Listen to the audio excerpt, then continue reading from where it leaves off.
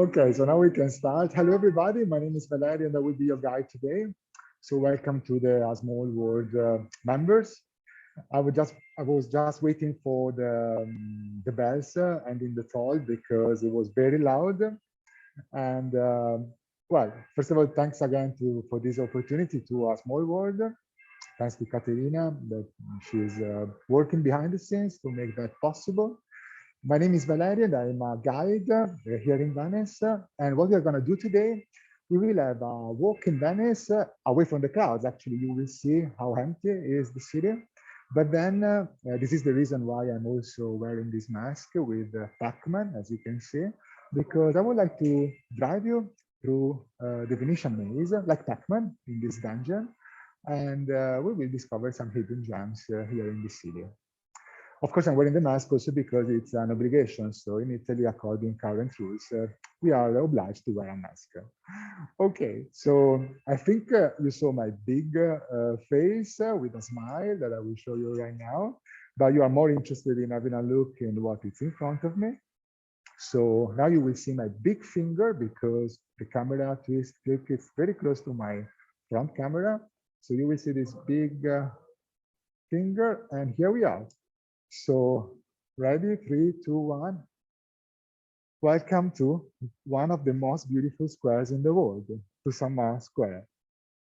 So just for our organization for today, my suggestion is that let's make it as much interactive as possible. So you notice already I'm Italian, I'm talking really a lot.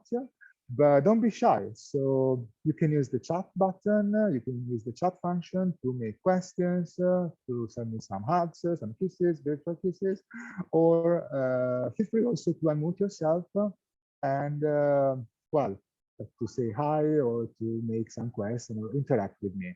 So please do it, otherwise I will be talking alone 1 hour. So let's have a walk together. As you can see, the square, it looks bigger than usual because it's completely empty.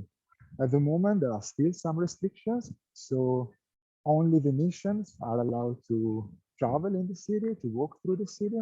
So the few people you see, it's they are Venetian. And this is something also new for me because as you probably saw on some postcards from your parents or friends or from pictures, normally this square is crowded, incredibly crowded, and I never seen it like so empty like this. And it's probably even more beautiful. What do you think? I know that some of you have been already in Venice, so I decided to start here. So because I needed to start in St.Marks Square, of course, in the highlight, in the very center of Venice. But some of you have never been, so I'm very excited about that because it will be actually your first time. Some of you is connecting right now live, so please use this opportunity to interact with me if you wish. And some of you will see it recorded, so I want to say hi also to the people who will join this session as a recorded session. Well, let's start from the historical cafes. As you can see, all the shops are closed because there will be no tourists to visit the shops. But according to the current law, up to next week, also the bars are closed. And I'm approaching now a very famous one. There is a, I would say, 4 actually historical cafe. But probably you heard about this bar. You probably saw it in some movies. This is the Cafe Floriano. This is the oldest cafe still running in Europe. It was founded in 1720 by a Venetian called Floriano. That's why the name. And you probably saw it in a movie that I love. It's a movie with Matt Damon and Jude Law, two very handsome actors actually. And the movie is The Talented Mr. Ripley. I'm sure you saw it. And if you remember the movie, actually one key scene was exactly here in one of these tables, because Matt Damon, who was actually a killer, I don't want to spoil the movie for those who haven't seen it, but actually Matt Damon was here talking exactly here with the father of a guy who got assassinated, and it's a key scene. I'm not going to tell you more, but if you look at this movie, you will recognize definitely the Café Florian. You can imagine during the season, here there is a nice orchestra, there is a piano, there are very nice concerts. And this impressive tower is the St.Marks church tower. Well, we call it in Venetian language. So for those of you who knows Italian, you probably understand what I'm saying. El Paron de Casa. In English, it could be translated like the master of the house, because it's definitely very impressive. It's 99 meters high. You can imagine from the top of this tower, you have an incredible view over the roofs of Venice, over the lagoon. You can also see the Adriatic Sea and also the Alps. In winter, you can see the Alps full of snow. And well, we feel as Venetian, we have a sort of, we feel protected, I would say, by this huge point of reference all over the city. And here, as you probably have noticed already, they are doing some renovation works because these historical buildings are called Procuratia Vecchia. There used to be a sort of, I don't know, administrative bureaucracy offices during the time of the Republic of Venice. It has been owned, it's still owned by an insurance company called Generale. Well, they decided to move to the mainland, the main offices, and they're renovating because they will do an interesting cultural center. So luckily, they decided not to make an hotel in this great location, but it will be a place open to the public. And here on the top, as you see, there is like this renovation site. They will build a roof terrace. So also from there, I suppose there will be a huge, a beautiful view. So maybe next time, maybe this year or in the next years, when you will come to Venice, I suppose it will be very interesting to enter this building and see probably some exhibitions, and definitely you will enjoy a great view from the roof. As you hear, probably there are some other church towers calling the bell because it's noon here in Venice at the moment. And I'm approaching this church, which is the Basilica of San Marco. And here on the left, there is a beautiful little clock tower. And there are some details on it. Well, on the top of the tower, you will see a lion with wings. So you will see a lot of lions here in Venice, scattered all over the city, because the lion with wings is the symbol of Venice, because it is the symbol of St. Mark, the patron saint of the city. So let's have a look of one lion, actually one of the most beautiful ones. It's here on the top of the church tower. Here, let me point it for you. Over there, it's a lion with wings holding a book. In this book, it's written something in Latin related to the legend. Maybe some of you knows the legend of St. Mark. If you know the legend, please write yes or no in the chat if you wish. Before telling you the legend of San Marco, I want to show you also this clock, which is slightly different from the clock we are used to. Let me go closer because it's very sunny, as you can see. So I don't know if you can see the numbers, but you see there are not only 12 numbers like in normal clocks, but there are 24. This is quite usual in Venice. You will find a lot of clocks with 24 numbers. So let's say it's easier for children to read the clock, but it's not that easy because the numbers, as you probably can notice, they are written in Roman numbers. So you have to learn how numbers are written in Latin, actually, not in Arabic numbers. And as you can see, there is also a star, a constellation clock, because from here, the merchants, they were leaving with their vessels, and it was very important for them to see the lunar phases here in order to calculate the tides, the high and the low tides, which were very important for the navigation through the lagoon. So this square, the church tower, and also this church are called St. Mark, are devoted to St. Mark, because there is a legend behind. And as you can imagine, as you probably know already, the Republic of Venice used to be a sort of superpower in Middle Ages. You could consider Venice like New York nowadays, the center of international trade. And that's why you have this feeling of richness. No, I mean, it was really, yeah, let's consider it like Manhattan. Okay, it was the center, the connection point between Northern Europe and Middle East. But already in the 10th century, Venice started to become more and more important, and they needed a legend, they needed a myth to, in order to glorify this powerness. And well, one legend was available. The legend was the legend of St.Marks. So St.Marks in the first century came here into this lagoon, and well, he got a storm and he found refuge in this lagoon, and he met an angel. He met an angel who gave him a prophecy that his body would have rested here in Venice. That, of course, was only a legend. And this angel was in the wise of a lion with wings. That's why the lion. Well, in the 9th century, some Venetian merchants, they wanted to make this legend true. So they went to Alexandria of Egypt in order to steal the body of St.Marks that was believed to be in Alexandria of Egypt.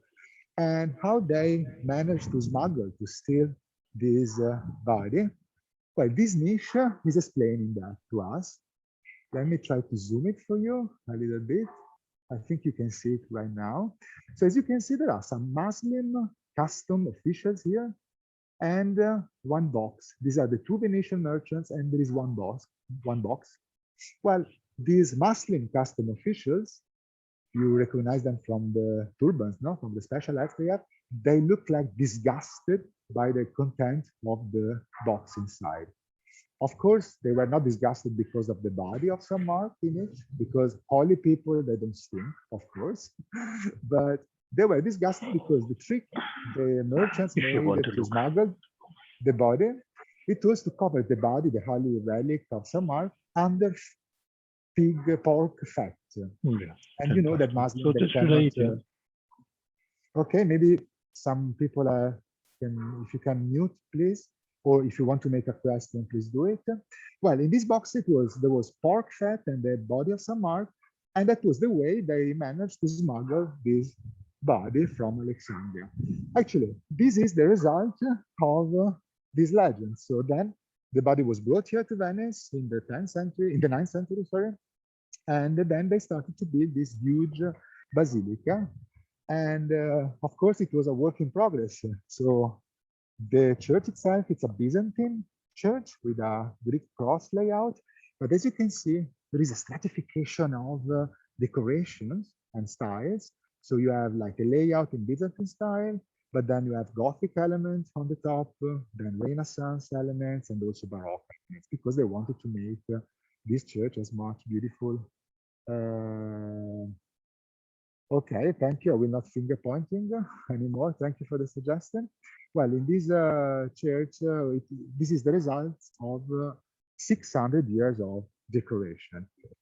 Of course, Venetian people, they were keep on stealing, you know, decorations. So most of the marbles or some of the statues that you see here, they've been also stolen. Like, sorry if I point once again, but these 4 horses, they're coming from Istanbul, from Middle East, from the former Constantinople. And of course, they saw Venetian, they've been to Constantinople, and during the wars, they decided to steal some war trophies. And somebody has some blurry quality. And well, it's normally, it could be like a temporary problem. Normally, the 4G here is quite strong in St.Marks. Yeah? Well, I was saying that these 4 horses, they did a lot of, they galloped for a lot of kilometers because they came from Istanbul to Venice. But then at the end of the Republic, when Napoleon conquered Venice in 1797, he stole, of course, these horses and brought it to Paris.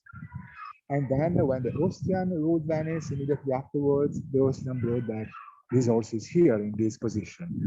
And so let's say they did from Istanbul to Venice, then to Paris, then back to Venice. So they did a lot of kilometers, but also most of the marbles, the columns you see, they're also coming from Persia or from, again, Middle East, from Istanbul, like for instance, this Greek marble is from Egypt.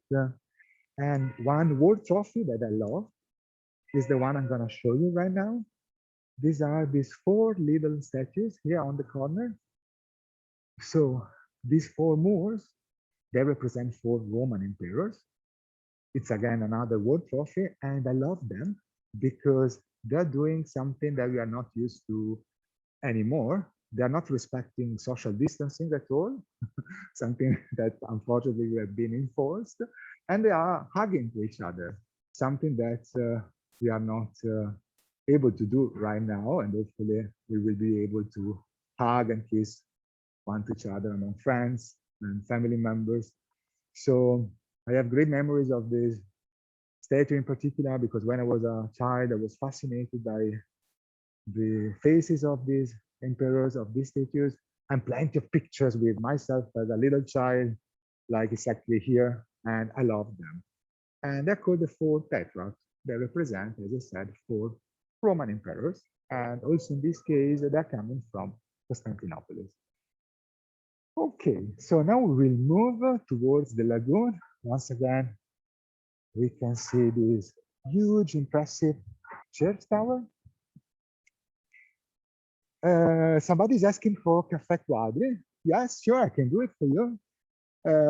So thank you for this question, so we can make it a bit more interactive. I showed you Caffè Florian. Caffè Florian used to be the Bohemian, a bit alternative cafe. Caffè Quadri, let's say, I'm making very simple, I put in that very simple, but it was the cafe for the establishment. It was very interesting in the 19th century, during the Austrian domination of Venice.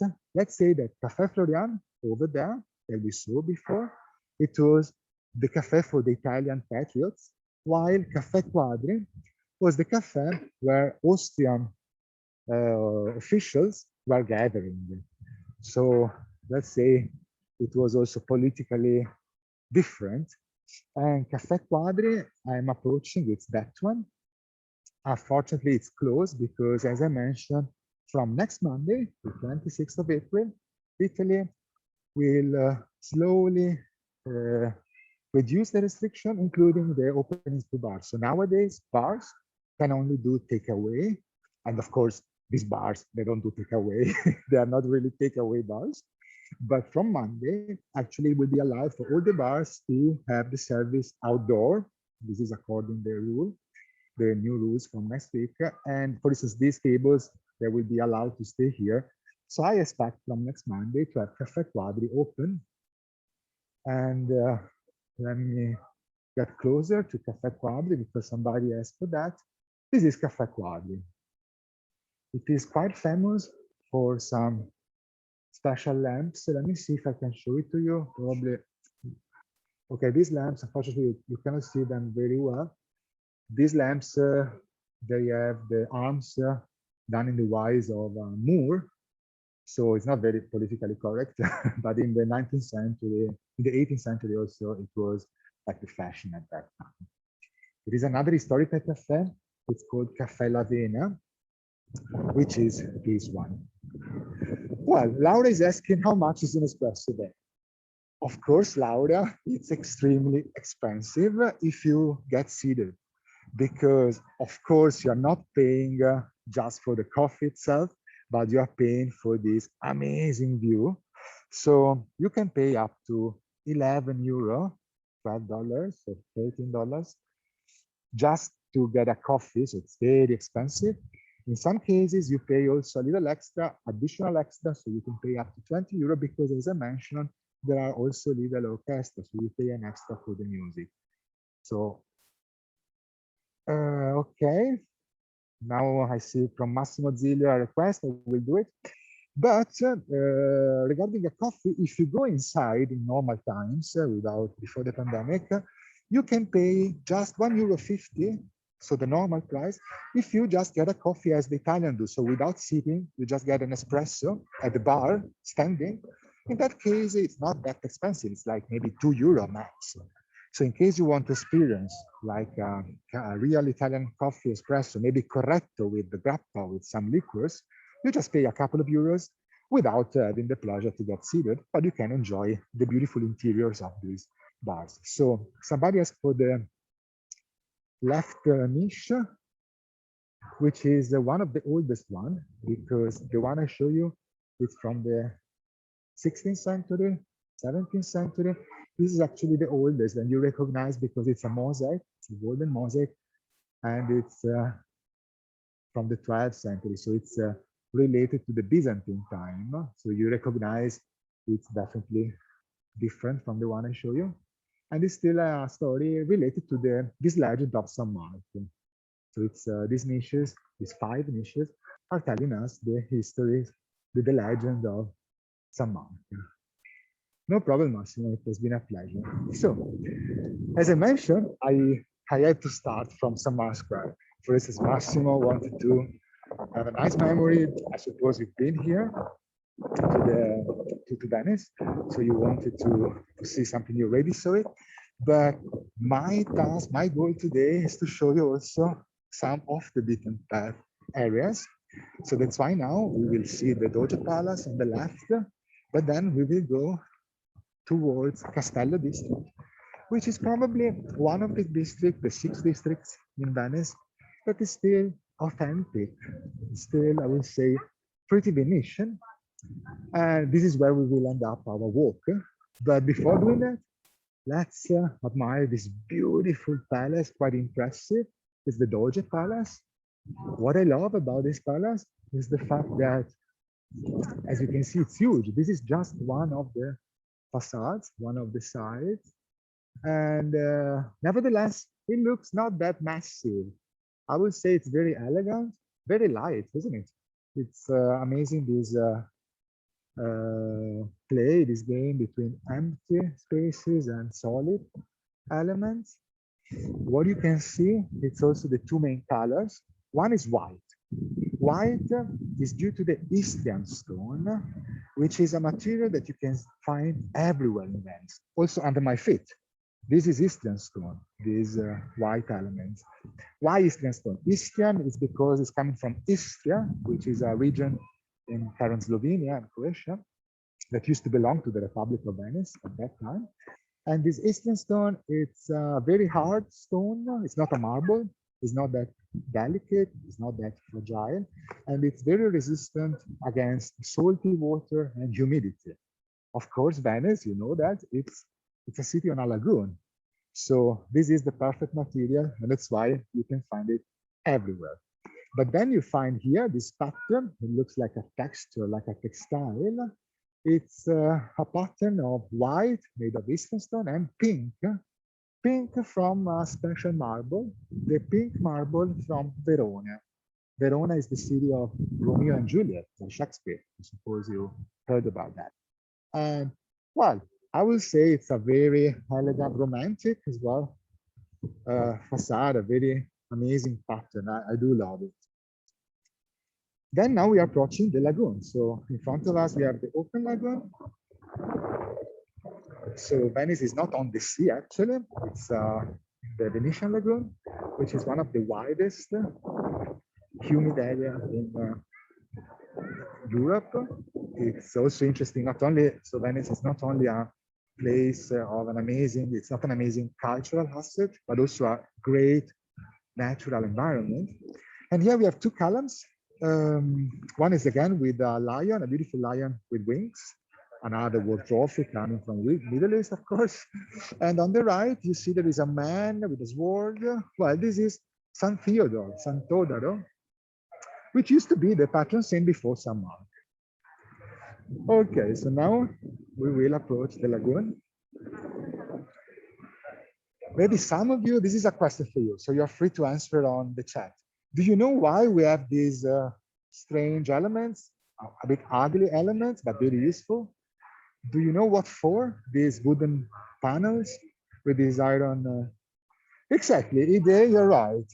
This is used for flooding, exactly, Laura. So, exactly. So why it's for flooding? Because this is one of the lowest area of the city. But I mean, generally speaking, Venice is on the lagoon. So in case of high tides or extremely exceptional high tides called acqua alta, well, in order to walk through the square without getting wet, these wooden panels are placed so it's like a path. So you can walk on it and you walk on water like Jesus. And it's they're very useful. So in case of high tide, when the square is flooded, and uh, it happened especially in March, April. So on average, 20 days a year. Well, you can at least walk through the city thanks to these special passages or special paths. So let's have a look at the, well, let's have a look at the gondolieri. Unfortunately, they are not very busy on these days. So normally here there is a line of people waiting for getting a gondola ride. But as you can see, all the gondolas are here parked. Some of them, they still have the winter cover or the sun cover as well, because yeah, it's not a great time for gondolieri. And this is the St.Marks basin. So in front of us, this is the Salute Church. On the right of this huge church, the Canal Grande, the main water boulevard of Venice. It starts for 5 kilometers, then we go through the city. On the left of the white church, you have another white canal, Giudecca Canal. And in front of us, we have an island called San Giorgio Island with a beautiful white church designed by Palladio. And my suggestion is, in case you want to have another great view on Venice, is to climb up. There is a lift, of course. So to take a lift and go to the top of that church tower, because from there, you have an amazing view all over Venice, probably better than the St.Marks Church Tower, because you will have the view on St.Marks as well. So my suggestion is avoid the queues and the crowds on this church tower, but go to the San Giorgio Island, because there is less people. It's also cheaper, by the way. And the view is definitely amazing. Okay, so let's say hi to our gondolieri friends.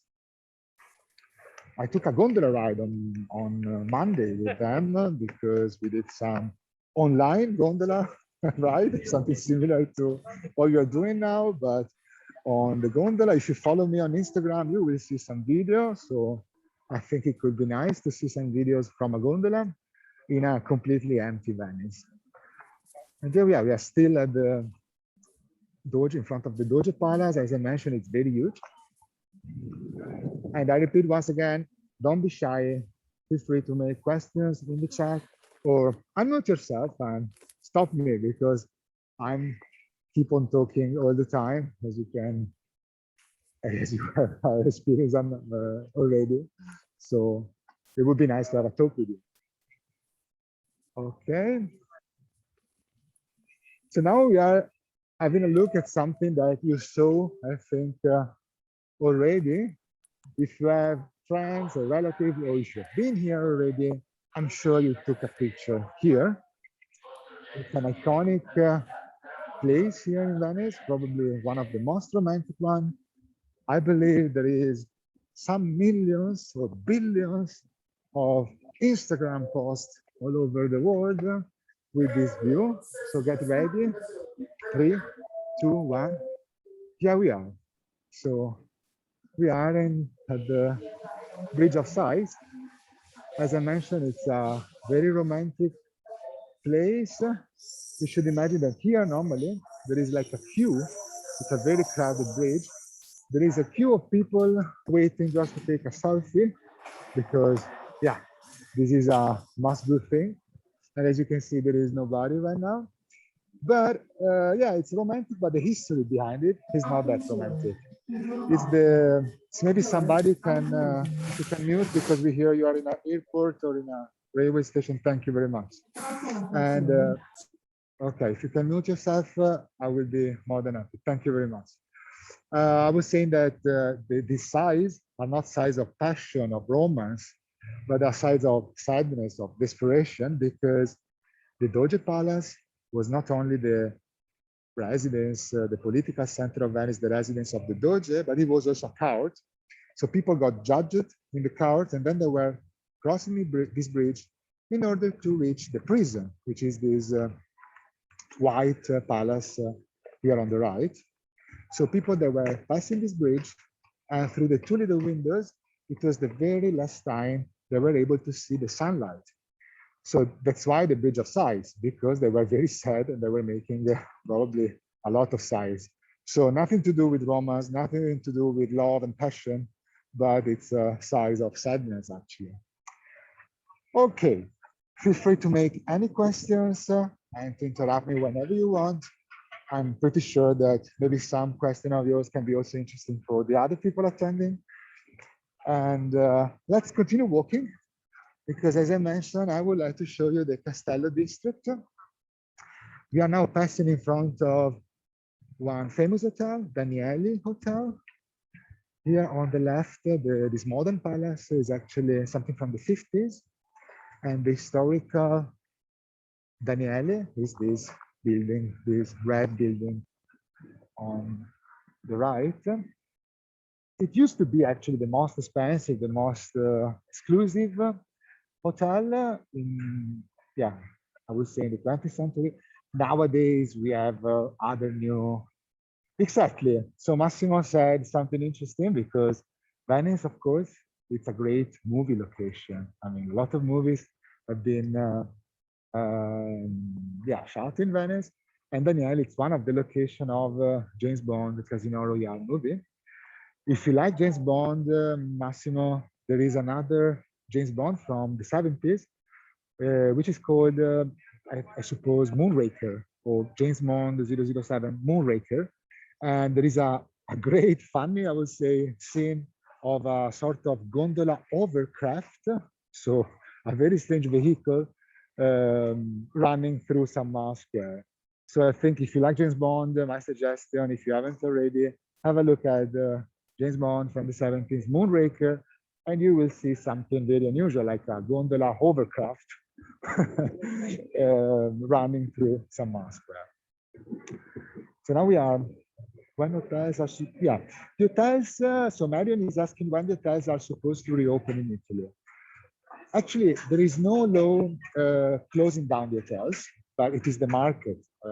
So if you want to book an hotel, and if you look on any booking engine, you will find like accommodation, Airbnb, or you will find hotels. Everything is linked with tourists to come.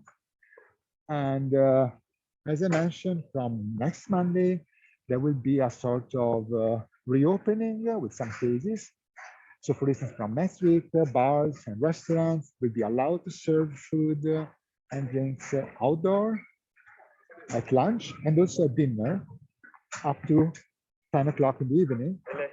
But then, for instance, from June, also exhibitions or fair trade, they will be allowed to open. So I would expect that from June onwards, like it was last year, it will be possible to visit Venice. And my suggestion is, like the many tourists I guided last year, if you come right now this summer, you will see something that you will never see in the rest of your life, hopefully. Venice like this. So normally, this area is completely crowded. It's packed of people, because this is one of the most touristic sites. And now you can actually enjoy it. So it's definitely a nice place to have a stroll right now. During the season, I normally avoid this area, because it's during the day, it's definitely too packed, so you cannot really enjoy it. And I come here at night, for instance. I love doing night tours, and this is an amazing place at night or in the late evening. But if you come this summer, or I mean this year, I would say, you will see Venice like few people will experience in the future, because it will not happen, hopefully, that it will be so empty. Well, this is an interesting statue, because you don't see many statues. I suppose Massimo, that I understood, yeah, San Giovanni di Malta. San Giovanni di Malta, it's not far away from here. The only thing I cannot go there because I did already a test and the connection in that case, it will drop. But it's very close and I will walk, I will say, this is one of the places off the beaten path that I suggest to visit, but now I cannot do it with because there will be no connection over there. Next time, definitely, if you contact me, I will be more than happy to bring you there or give you suggestion how to visit. It's a beautiful monument. I mean, it's quite interesting to visit also the museum. Well, Massimo, you probably know, I understood you are like an expert of Venice, or you've been here. You can confirm, Massimo, that there is not so many statues like this one in Venice. And this is due to a very specific reason. I mentioned about the Doge Palace over there. So the Doge was not like a king, like in France or Spain or United Kingdom. The Republic of Venice was not a kingdom, but a republic.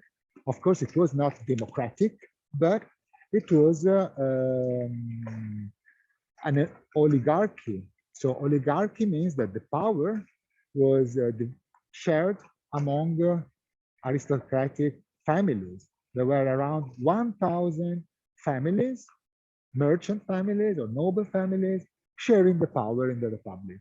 So if you build one monument, if you would have built one monument for one member to this family, you should have built 1,000 other monuments all over the city because, of course, the other families would have been jealous. So for this reason, you don't find monuments like this one in Venice, except a few ones like this one, because this monument is not, is relatively new. It's only 160 years old, so new for Venice. And the man on the horse is an Italian king, because in 1866, after the Austrian domination, Venice joined Italy and the Italian monarchy at that time. And this is Vittorio Emanuele II, an Italian king that made possible the unification of Venice with Italy. For this reason, there is a beautiful lion here. You see this lion? It's a lion biting a chain. And there is like a lady with a broken sword representing justice and Venice. This is a very patriotic monument. The lion is biting the chain of the Austrian domination, of the Austrian rule, of the German rule. So it was like it is still a patriotic monument for the unification of Italy, including also Venice in 1866. Okay, so now I will make my promise true. We will walk a couple of bridges and we will get out from the main highlights and we will enter Castello district. So like little Pac-Man, like my mask, for those who saw me the very first time. So we will, at the very beginning of the session, we will enter the Venetian maze, the Venetian dungeon, and we will get lost, virtually lost together in the narrow calles. Once again, feel free to make any questions or to interact with me if you wish. If you see some bridges, they have special structures, special ramps. This is quite important and something relatively new for Venice.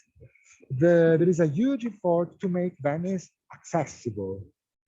And you should imagine, thanks to this ramp, a person or a traveler with disabilities on a wheelchair can easily visit the city, even if it's an historical city. Like a wheelchair could have access to 80% of the city. Also, the public transportation system, it's very disabled friendly because you can easily get on a water bus, on a boat, if you have a wheelchair. But also for any visitor, I mean, these ramps, imagine you're coming here with your trolley, your bags, and you will be very thankful to have like a ramp like this when you are moving your bulky luggage when you're visiting Venice. So if you have children and you have your trolleys, you know, it could be, or even if you are a bit tired, you know, after 100 bridges, after visiting Venice, like after walking for 5-6 hours, maybe you prefer to take the ramp.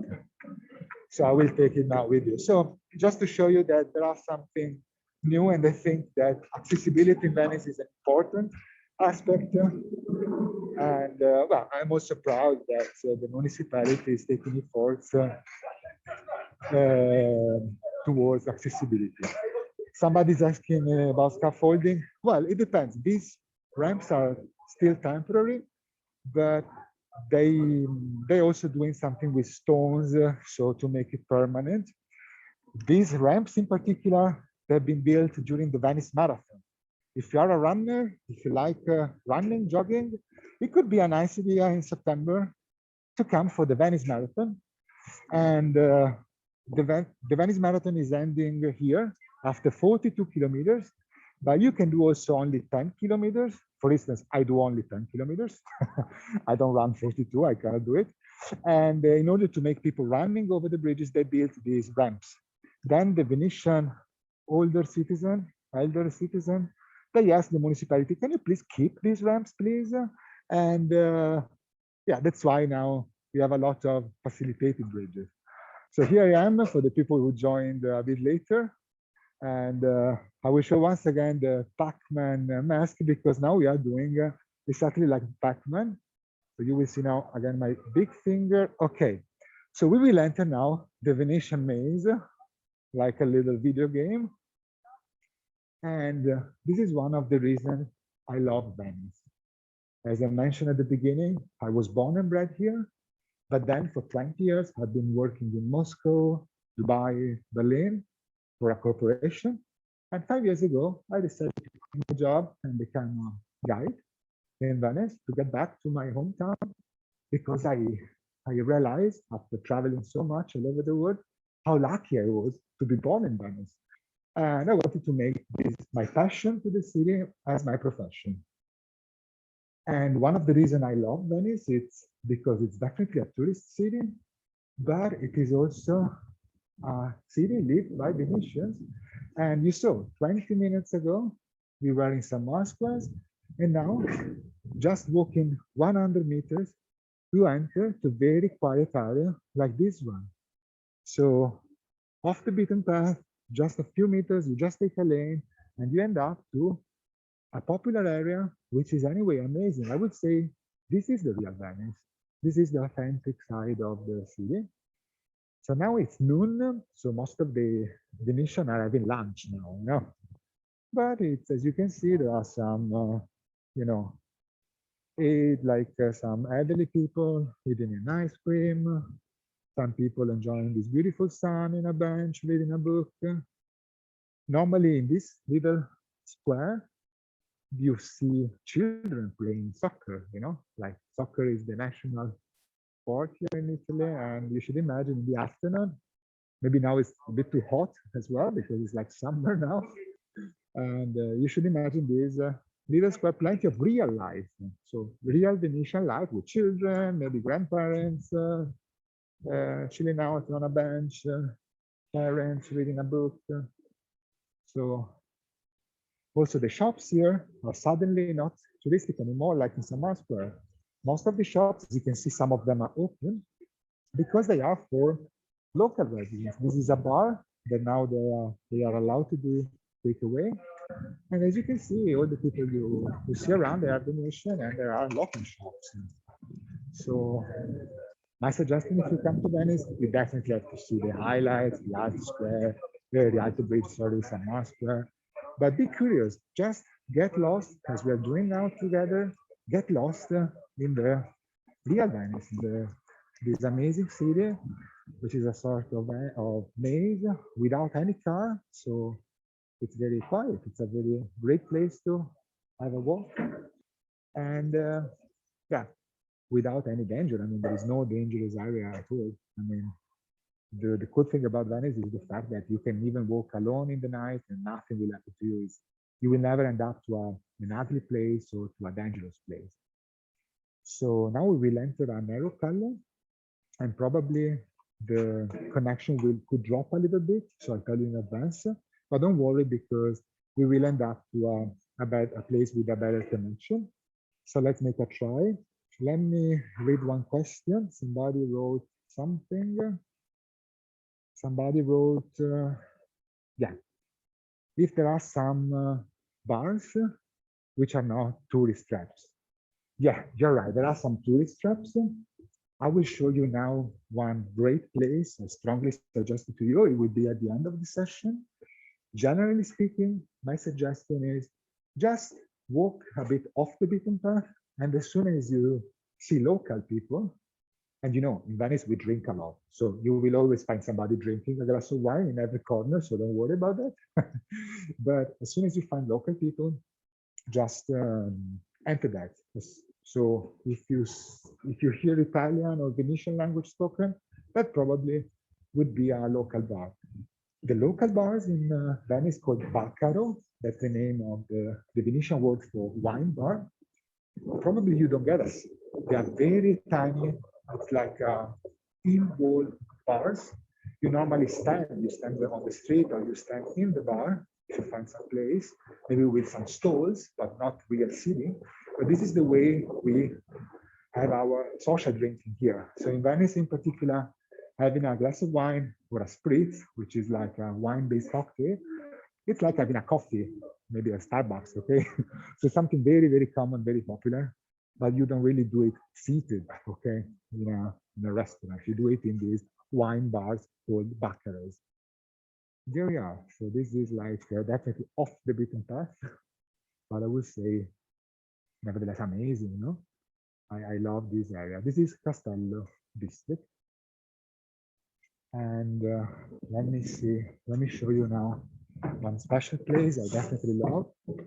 I suppose that most of you never been to this area, or if it happened, you made it by chance because they're not really listed on guides. This is San Martino Church. Okay, Alice Silva is writing that she's confirming that Venice, she's been here 10 years ago, and it's definitely a safe city. I mean, you can easily, nothing will happen. You just have to watch out for maybe on the water buses, like in any other city. I mean, just watch out your wallet. That could happen like in any other city. But especially at night, it's very, very safe. Maybe you will find some drunk people, but they are fine, they're nice, they will offer you drinks. So don't worry about that. Be social and maybe have a drink with them and you will have fun. So it's really, I'm not joking. It's definitely very, very safe. Okay. So somebody's asking that most of the houses, they are like a bit ruined, like here. And you would expect that Venice is a rich city. Well, it's partially true. Venice is, I would say, a rich city. It's not definitely a poor city, even if you have also popular areas. But you see that most of the buildings are they look like in a bad shape, but especially these bricks, they are so ruined for the humidity, the salty water of the canals. So probably this house has been renovated 10 years ago, but after a few years, the salty water and the humidity of the atmosphere are having this effect. So I would say rather than it's part of the charm of the city. And you can renovate a house, but then after 10 years, you have to keep on renovating if you want to have it in a good shape. For instance, myself, let me go back to my face. Myself, I bought a house in Murano, which is an island in Venice. It's an island famous for the glass production. You probably heard about Murano glass. Well, of course, it was very expensive to buy it, but in case you're planning to buy a property here in Venice, of course, the purchase price is one factor, but you have to consider that you have additional costs for renovation and for the maintenance. So this is a city where the maintenance costs and the renovation costs are definitely higher than any other city in the world.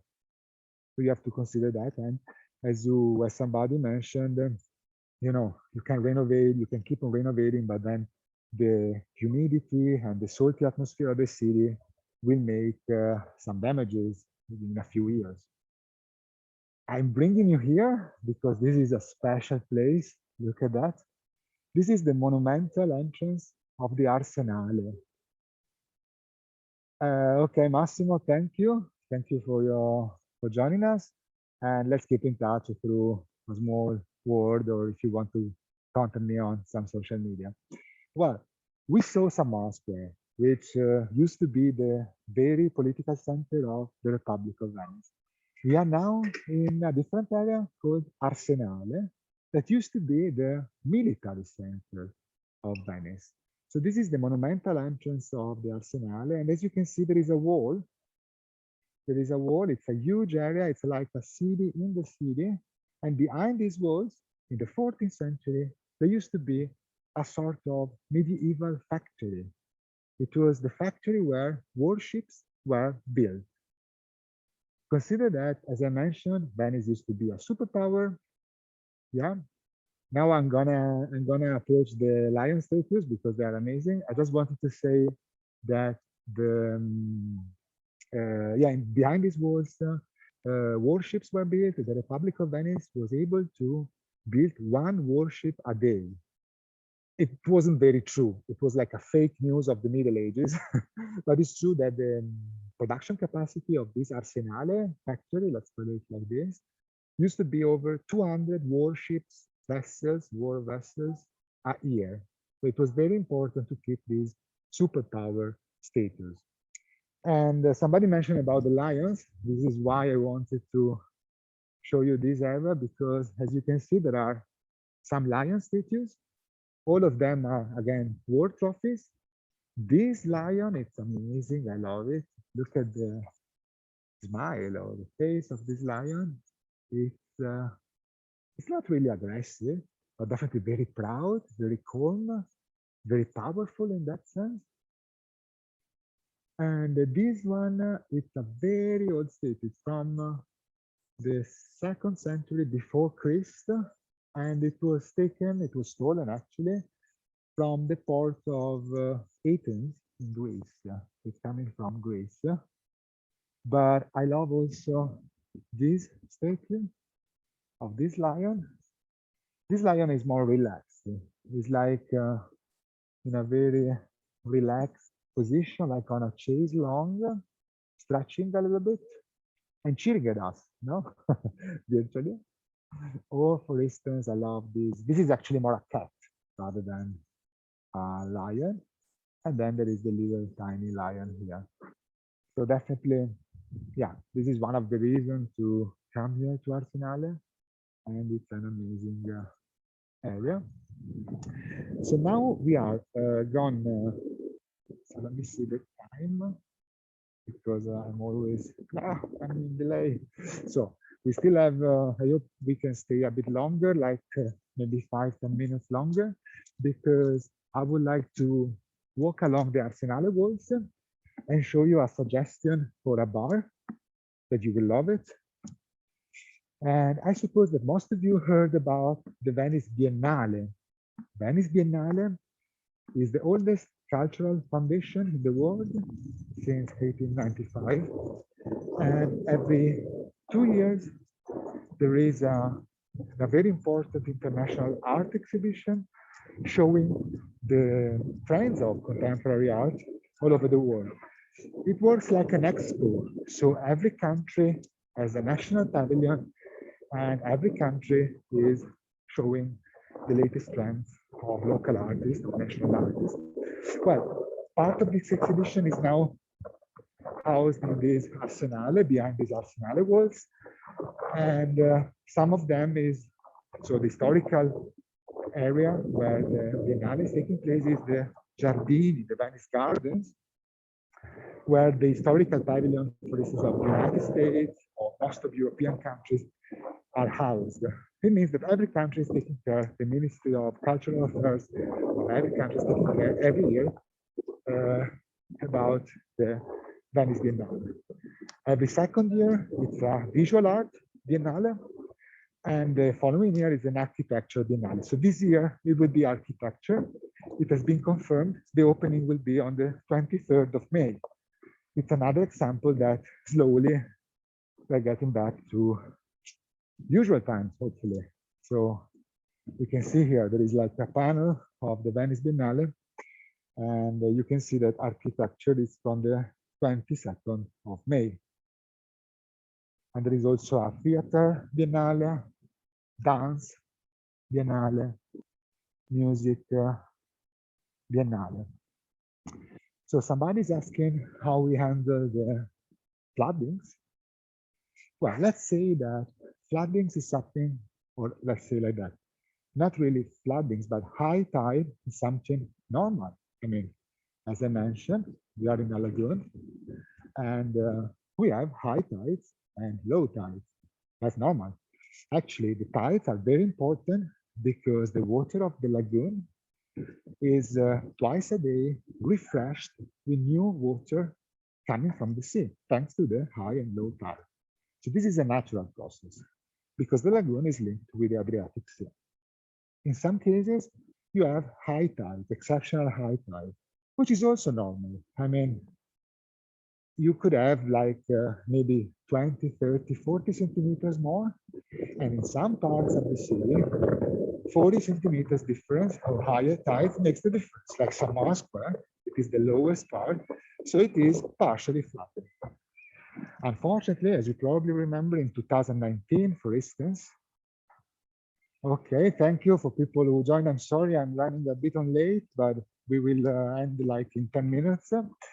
And for those who, if you have time, please stay because you will see a very good suggestion for a bar that I'm sure you will love it. In order to close the topic of the floodings, unfortunately, in the last years, in the last 40 years, due to climate change and other reasons, which are a bit complicated to explain, but let's say due to climate change, there are exceptional high waters. The worst one was in 1966. We had 1 meter 94 centimeters of water, which is a lot, almost 2 meters of water flooding the city. So you should imagine the first floors of the buildings were completely flooded. Then in 2019, we had 1 meter 87 centimeters. So what we're doing now, in order to answer your question, we have built a sort of mobile dam, a very expensive infrastructure in 3 connection points between the sea and the lagoon. And there is a sort of mobile dam, which is raised up to stop the water to enter from the sea in special occasions where an exceptional high tide is expected. This project is called Mose. It's a biblical name, like Moses, no, the biblical man who divided the waters, and it has been built. In the last 40 years. I was a child when they started building. It was a very example of corruption. Some public officials have been to jail for that, but I must say that last year it was for the very first time tested, and last autumn Venice was saved from exceptional floodings thanks to this mobile dam. Then if you want more information, you can contact me and I can provide you more details. So now I'm showing you something interesting. I mentioned this is a popular area. As you can see, the weather is great. So today it was a laundry day, actually. So people are, this is something to show you that there is also, so Venice is not only an open air museum, but it's a city lived with inhabitants that have to do the laundry. And if there is a sunny day, they exploit the dry atmosphere to dry up the clothes. It makes a problem because there is a privacy problem. Imagine, I see Yasmin, for instance. You want to wear like a special underpants or like a special pink tanga. You cannot do it because all the neighborhood will know about that. So let's say you have we don't have privacy in Venice. It's a joke. Just to show you, I wanted to show you also some popular area. And now we are entering Via Garibaldi, and in 5 minutes we will reach our final destination.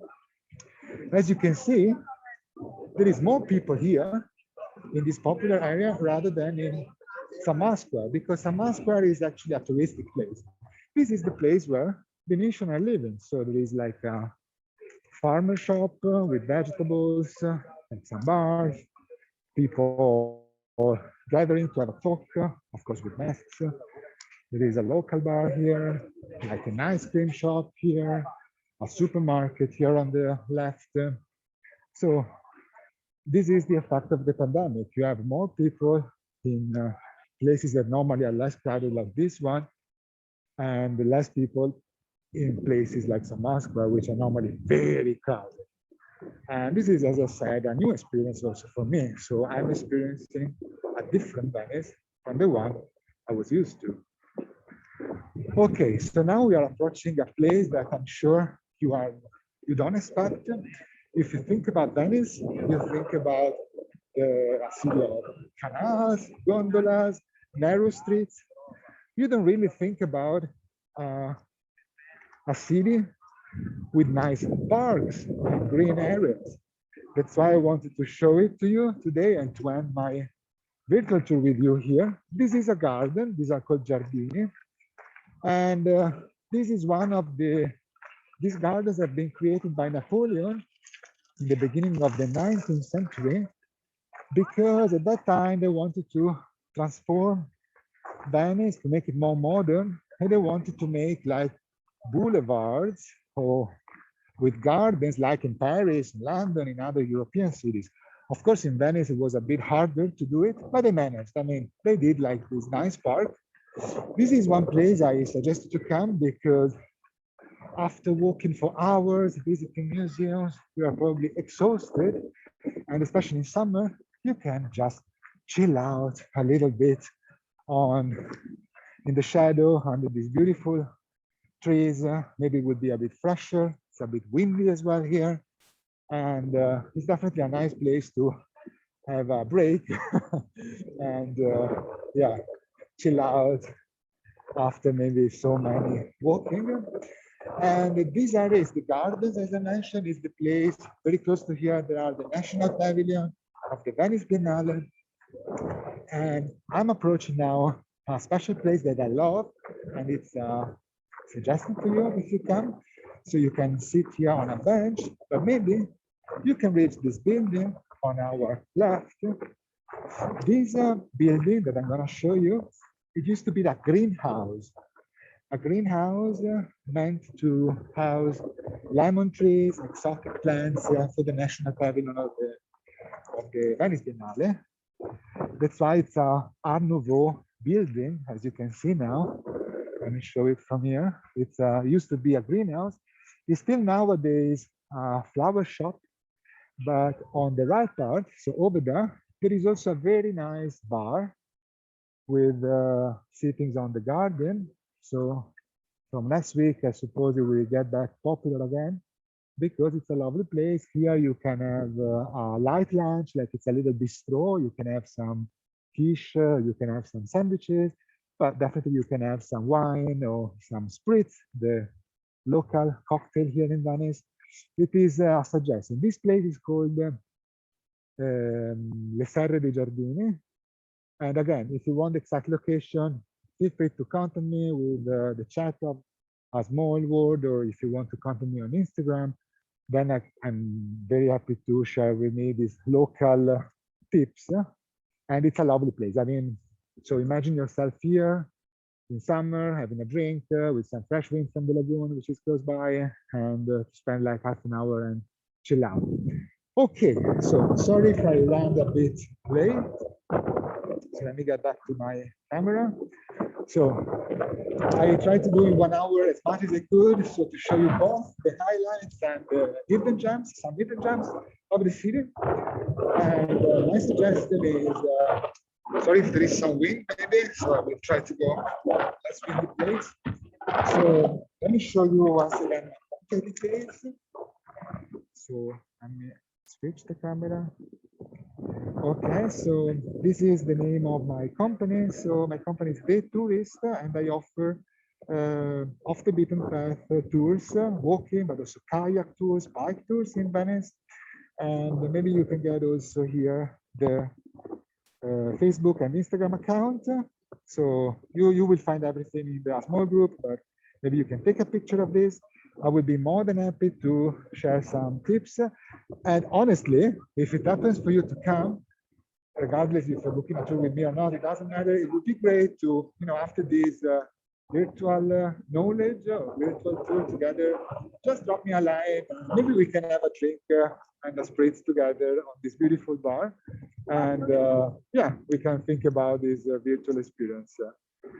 So somebody's asking, let me double check the chat because we're writing a lot of messages. So thank you to all of you. Somebody asked, wait, to make a special request, Burano. Yeah, sure, sure. Actually, somebody asked if I can do a special tour. Maybe we can organize that once again with a small group, and I will be more than happy, for instance, to show you Murano, the island where I live. But if you look on my website, you will find some also virtual tours, and you can contact me and we can arrange that. Yeah, sure. Yeah, I will be more than happy to show you Burano or any other place. And I do it yeah, every day. That's as long as the tourism is a bit locked, I'm working quite a lot virtually. And that's why I thought about a small group to offer this opportunity in order to know each other. And yeah, as I said, feel free to contact me, have a look at my website, contact me on Instagram. And if you come to Venice, definitely let me know so we can have a drink. Or if you want to make another virtual tour, just contact me and we can arrange it maybe on private. Maybe it could be a nice present to your partner, or if you have a birthday coming for a friend, we can organize something specific for you if you wish. Okay, thank you to all of you. And also a special thank to Katerina from Small World, because she's behind the scene. You haven't heard her, you haven't seen her, but she did a great job organizing this session from a technical point of view. And once again, I hope to see you soon in Venice, and let's keep in contact. Have a nice day. Bye-bye from Venice. Ciao, ciao. Thank you to all of you. And also thanks to those who are connecting afterwards, and we see this recorded. And I'm sorry you didn't have the opportunity to interact with me live, but feel free to do it, I mean, later on with messages or Instagram or the chat of a small group. Ciao, ciao. See you. Have a nice day.